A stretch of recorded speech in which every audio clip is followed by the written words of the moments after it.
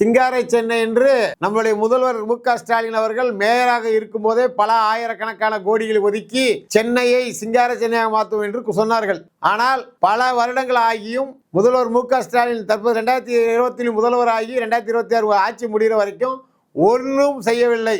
சின்ன மழை பெய்தால் கூட படகு சவாரி விட வேண்டிய ஒரு சூழல் இருக்கிறது. சின்ன மழை வந்தாலும் கூட ரோட்டில் இருக்கக்கூடிய தண்ணீரெல்லாம் பம்ப் செட்டை வச்சு வெளியேடு ஓடக்கூடிய ஒரு சூழல் இருக்கு.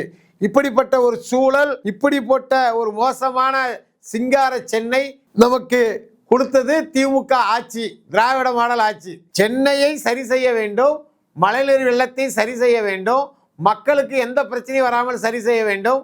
அப்படிங்கிற எந்த திட்டமும் இல்லாம ஏற்கனவே பாதுகாக்கப்பட்ட பகுதியான பள்ளிக்கரணை சதுப்பு நில காடுகளுக்கு தனியார் ரியல் எஸ்டேட் முதலாளியிடம் விற்பனை செய்ய முயற்சி செய்த அரசு இந்த திராவிட மாடல் அரசு. இப்படிப்பட்ட அரசு நமக்கு தேவையா? மக்கள் மீது அக்கறை இல்லாத அரசு நமக்கு தேவையா? அப்படிங்கிறத நாம தான் சிந்திச்சு முடிவெடுக்கணும்.